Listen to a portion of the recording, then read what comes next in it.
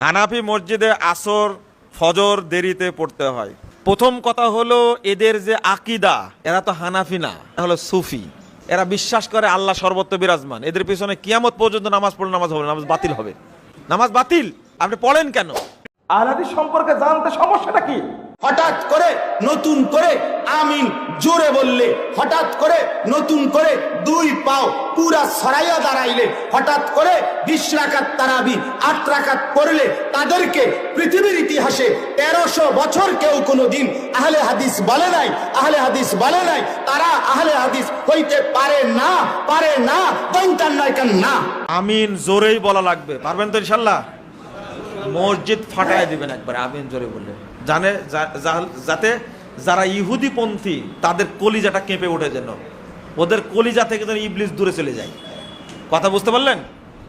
আমিন যেখানেই বলবেন জোরে বলবেন, মার খেয়ে এসে বলবেন আমাকে মারছে, আপনার জন্য দোয়া করব, আল্লাহ তুমি এই মানুষটাকে বেলালের সাথে জান্নাতে রাখো, আম্মারের সাথে জান্নাতে রাখো, তাই দোয়া করব। কিন্তু বেদাতীদের সাথে আপোষ না। লালবাগ মসজিদে আমি তাফসীর করি মঙ্গলবার দিন। তাফসীর করার পর বৈশা বিরিয়ানি খাইতেছি। আমি পুরান ঢাকার বিরিয়ানি খুব পছন্দ করি। 4 ছেলে আসছে, যুবক ভাই আয়েশা বলতেছে আপনার সাথে কোরআন হাদিস নিয়ে একটু কথা বলবো। বলেন।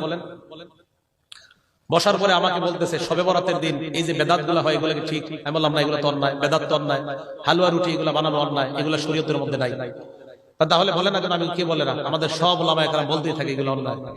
বলতে বলতে দেখেন হঠাৎ কি, আচ্ছা হুজুর নাবির নিচে হাত বাঁধবো না বুকের উপরে হাত বাঁধবো? আমি কইলাম কোত্থেকে কই গেলেন হঠাৎ? তো আমি ওই ভাই 3 ভাইকে 4 ভাইকে পাল্টা প্রশ্ন করলাম। আমি বললাম নাবির নিচে হাত কখন বাঁধবেন? উপরে আল্লাহু আকবার বইলেই তো বাঁধবেন, ঠিক না? আমি তাদেরকে বললাম আল্লাহু আকবার বলার পরেই তো হাত বাঁধবেন। কয় হ্যাঁ। আমি বললাম হাত বাঁধবেন কখন? কয় আল্লাহু আকবার বলার পর। বুঝছেন সবাই কখন? আল্লাহ। আজকে যারা এশার নামাজ পড়ছেন বলেন তো আল্লাহু আকবার ইমাম জোরে বলছেন আস্তে বলছে? আপনারা যারা পড়ছেন আপনারা জোরে না আস্তে? আমি তাদেরকে বললাম আজকে এশার নামাজ পড়েছেন কিনা? কয় হ্যাঁ।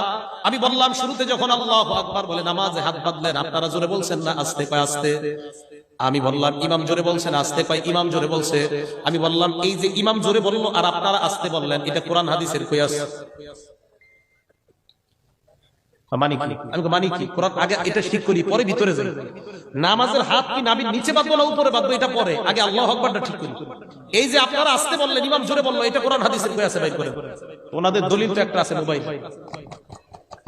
আমি তো জানি না, বের হবে না। তো আমি বলছি কষ্ট করে লাভ নাই, মোবাইল থেকে বের হবে না। কারে ফোন দিবেন দেন। তো কোনায় কোনায় গিয়ে কারে জানি ফোন দেয়, আমি জানি কারে কারে ফোন দিয়েছে, আমি জায়গা নাম বলবো না। হযরতদেরকে ফোন দেওয়ার পর হযরতরা কয় এইটা আবার এই প্রশ্ন আবার হঠাৎ করতে আসে। তো আমি ওনাদেরকে বললাম আপনারা যেদিন পারেন এই জবাবটা দিবেন, যেদিন জবাব দিতে পারবেন কোরআন হাদিস থেকে ইমাম জোরে তাকবীর বলে আর আমরা আস্তে বলি এটা কোরআন হাদিসের কই আছে, এই জবাব যেদিন দিতে পারবেন এদিন থেকে আমিও আর মাযহাব মানবো না।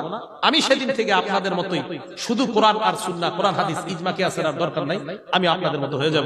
4 বছর আগে এই প্রশ্ন করছি, জামিয়া শরীফিয়া মাদ্রাসা আমি পড়াই, মাঠের কোনায় এদেরকে দেখি আমি আসসালামু আলাইকুম ভাইজান, জবাবটা কয় বছর? 4 বছর হলো। কোন দলকে আমি ইঙ্গিত করতেছি না। তাহলে আমি বললাম আগে আল্লাহু আকবারটা ঠিক, এই জায়গার মাসালাই ঠিক নাই, ভিতরে কবে ঢুকবো? আমি কই এটা ঠিক হইলে ইনশাআল্লাহ আমরা ভিতরে ঢুকবো। তো 4 বছর আজও ঢুকতে পারি না, এখানে আছে। আপনারা দোয়া করবেন, এখানে কতদিন থাকি জানি না, ভিতরে যাওয়ার পর এরপর আরেকটা এই জায়গায় করব। এখন আজকে এতটুকু আছে। এক ভাই আয়েশা কয় সূরা ফাতিহা ছাড়া নামাজ হবে না। আমি বললাম আচ্ছা ঠিক আছে। তো আমি মনে করেন আমি উনি আমরা তো ওই 3 ভাই যে 2 ভাই এসে বলতেছে, আমি বললাম আজকে আমরা মনে করেন মাগরিব পড়লাম একসাথে 3 জন। মাগরিবের নামাজে প্রথম রাকাতে ইমাম সাহেব আলহামদুলিল্লাহ সূরা পড়লেন, পড়ার পর কুল আউযু বিরাব্বিল ফালাক পড়লেন।